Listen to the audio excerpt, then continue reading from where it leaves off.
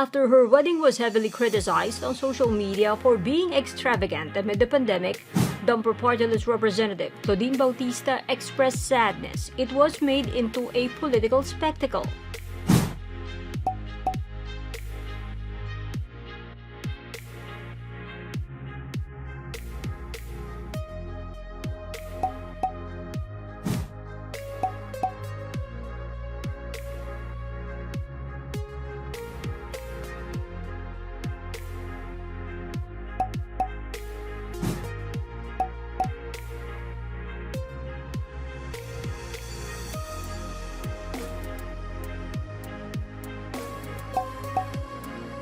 She also admitted being hurt by the comments posted online.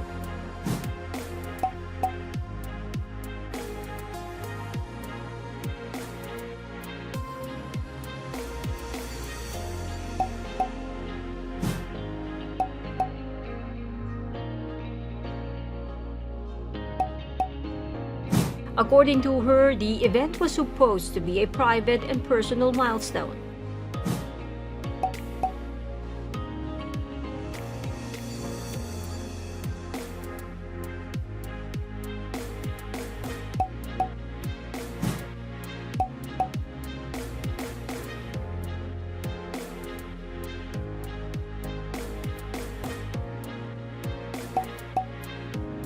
The event came under fire after Dubai-based Filipino designer Michael Cinco posted photos on social media.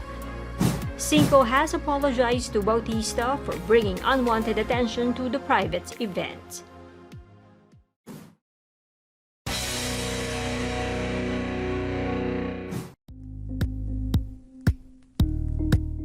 Thank you for watching Politico TV. Please like and subscribe to our channel for more videos.